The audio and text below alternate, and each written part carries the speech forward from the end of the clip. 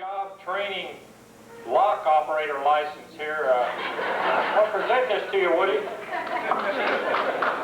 God he's on. Now, don't run away.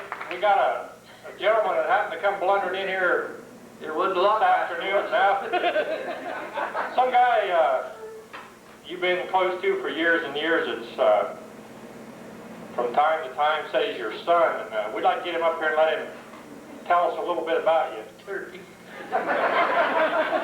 Woody's brother, Tom, who's retired from Owens. He worked up in the Bondamat area, so. Before he gets up here and starts all this about who's dad, who's son,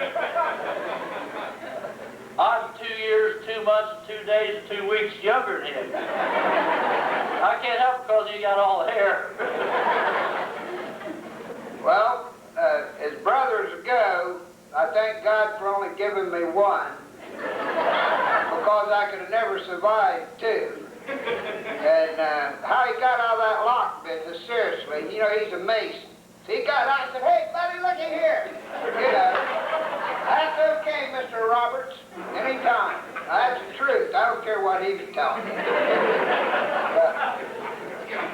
If I come prepared for this, and I know time is short, but I'm retired, see. Now all this here, now all this is the gospel truth. There's not, I mean, if God strikes me dead.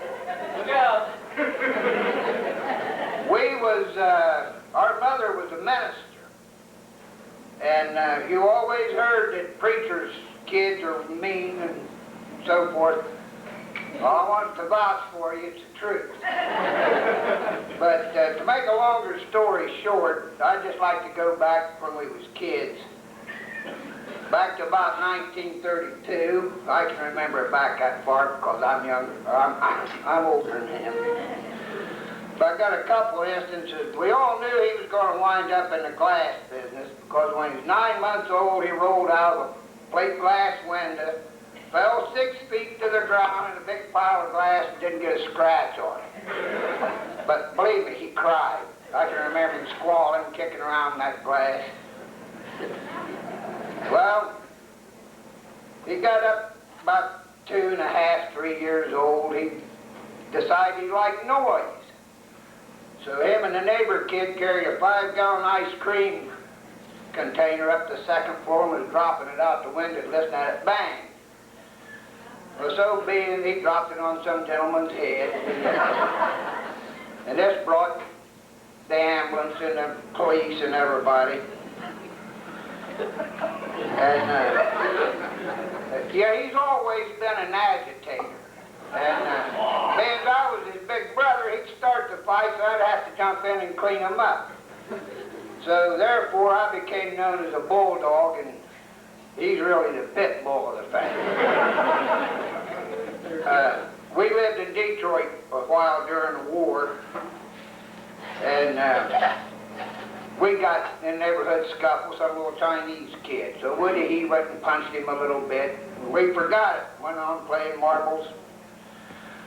We goes home for supper, we looked at about 200 Chinamen out there with meat cleavers and knives and everything. You had to get the police to break this up, see? And that isn't all, and no puns intended, but this is the facts.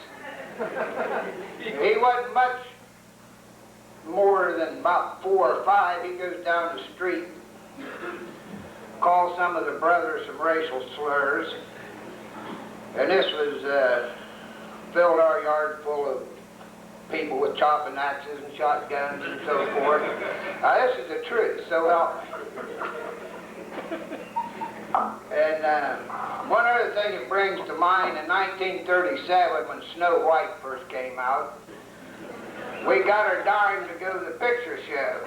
And we both wound up getting our butts paddled because he thought he was too good to wear knee pants. Now, if anybody's been down to the Riviera and seen him in cut-off overalls, you know, and I still resent getting a whipping over that.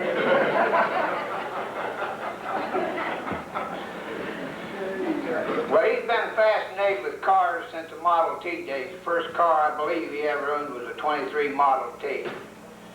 which that got him into a lot of bad trouble and me a lot of publicity, but I could go on for hours over this, but two or three of the main things that come to mind over that was I was sort of sweet on a girl who lived out the edge of town, and Woody, he had the car, see. So I said, how about picking my girlfriend up and taking her to the ball game?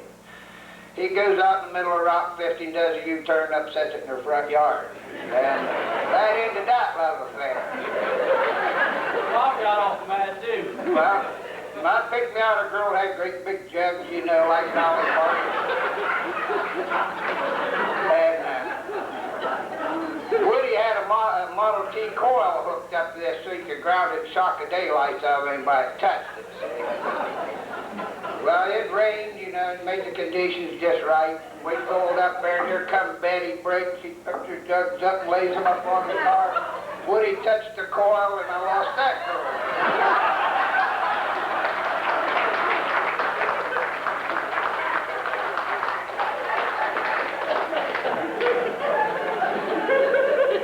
And I could go on for hours about this Model T, but they thought it was Barney Oldfield, see, and we lived in the hill country, and all that Model T would do would be climb these mountains, see. He scared me out about 20 years of my life. When it got to the top, I'd open the door and get out because you'd only be going about 5 or 6 miles an hour, because when we went down that other side, go 120, 60 this way, 60 up and down. Well, there was a big curve right at the bottom of the ditch, about like Grand Canyon there.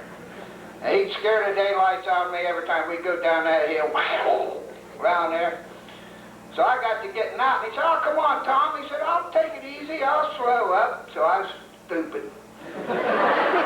We goes down over through there, and while we were making her cackle, he went to slide her around the curve and caught the knob in his overhaul pocket, and down this canyon we went.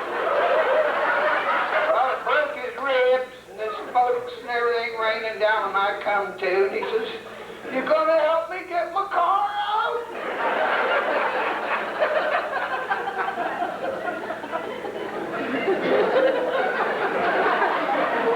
Well, believe it or not, we played on 4 straight county baseball championship teams. He was the second baseman, I was the shortstop. And we pulled a hidden ball trick at least 4 or 5 times a season with great zest. And usually it wound up in a fight. But he would agitate it, see. But in 1946, there's only 2 new automobiles in Vinton County, and both of them belonged to school teachers. And Woody, he was dating this school teacher's daughter. Had that Model T, and it was real cold in the wintertime. He had his coat down over the pedal so he could stop it. And they parked this new Ford, 46 Ford, right out on the street, see, so everybody knew they had a new car, you know. It was something. Only 2 in the county, and they owned one. Woody goes to keep kiddling up there and forgot he had that coat over those pedals, and he smashed her a good one, you know.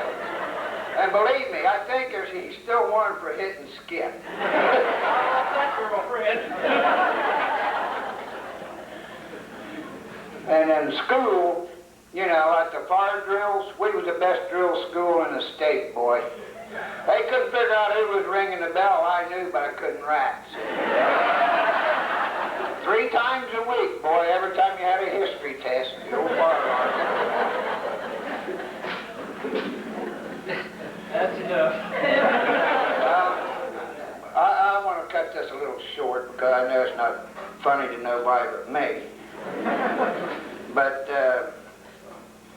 he did start a forest fire was to burn up about 3,000 acres. He said, Tom, let's burn this brush pile. I said, nah, there's a law against that. You got to have a permit. Oh, let's just burn one. I said, no, there's a law against that. So I turned my back. Next thing I know, I'm running for my life. You always heard about you can't have hair and brains both. I got the hair. And if I had it all do over again, congratulations.